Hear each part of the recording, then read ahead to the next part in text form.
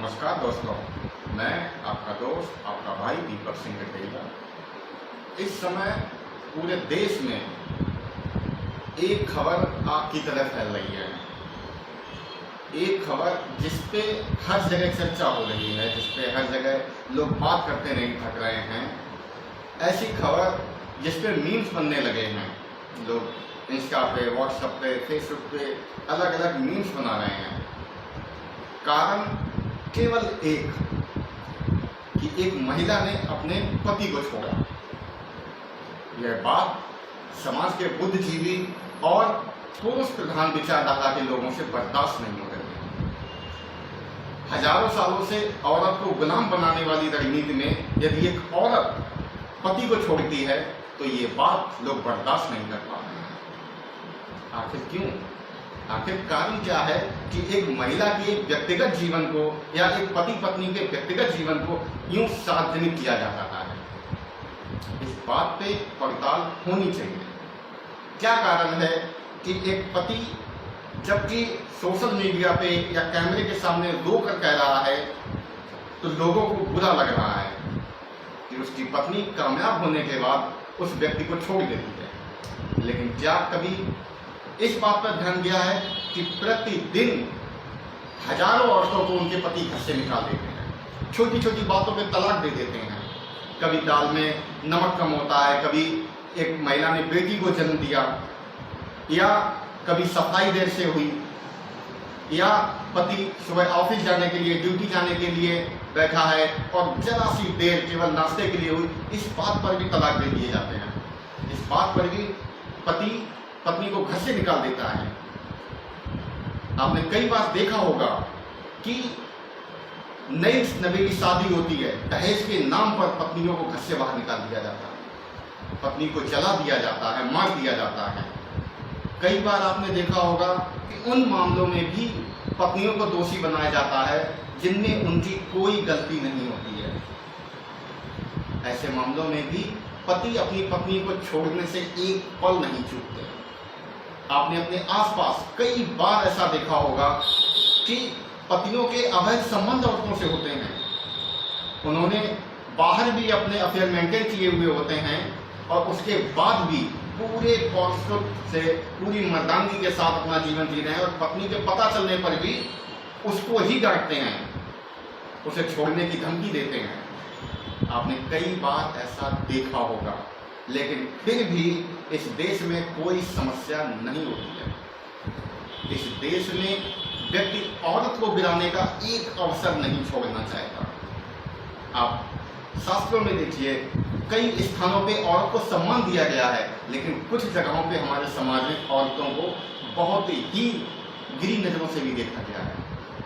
इस बात को समझना पड़ेगा दोस्तों। आखिर एक महिला जो अपनी मेहनत से एक अच्छे पद पर पहुंची और उसके बाद उस पर इतने संगीन आरोप लगाए जा रहे हैं, हो सकता है बेशक उस पति का आरोप सही हो, लेकिन क्या उसे इस प्रकार से सार्वजनिक करना और फिर अपनी ही पत्नी की इस प्रकार से फजीयत करना क्या ठीक है?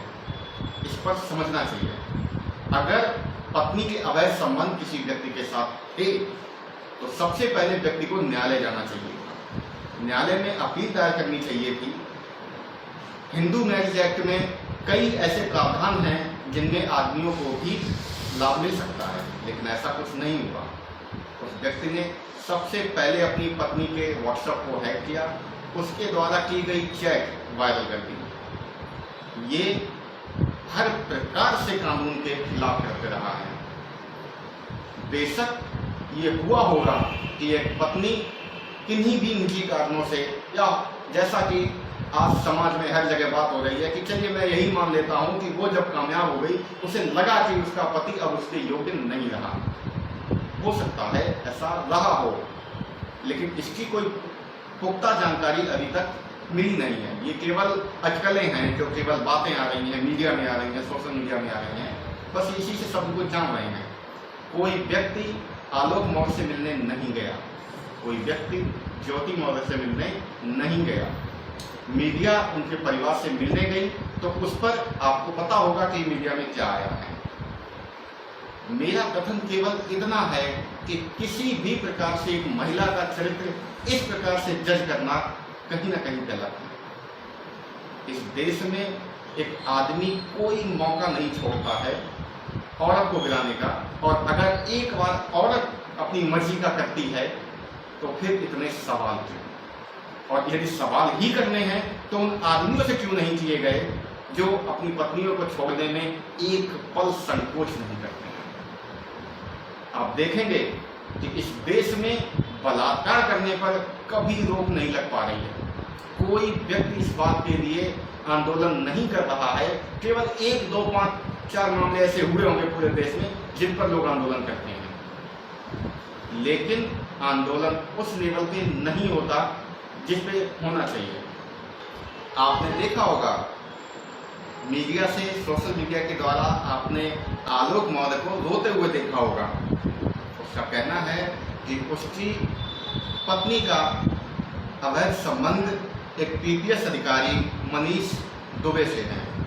लेकिन इसमें सबसे बड़ी बात यह है कि हर व्यक्ति, चाहे वो इंस्टा, फेसबुक, व्हाट्सएप पे मीम्स बना रहा हो, वो ज्योति मौर्य के लिए बना रहा है। किसी ने क्या उस आदमी को दोष नहीं दिया जो एक शादीशुदा महिला से संबंध स्थापित कर रहा था? अगर ज्योति मौर्य की गलती है तो उस पीपीएस अधिकारी की गलती क्यों नहीं लोग कह रहे हैं? उस पर क्यों नहीं कार्रवाई करने की मांग कर रहे हैं? आखिर वह व्यक्ति भी तो उतना ही दोषी है जितना कि ज्योति मौर्य है। लेकिन इस पुरुष प्रधान देश में गलती सदैव औरत की ही होती है, गलती सदैव औरत की ही मानी जाती है।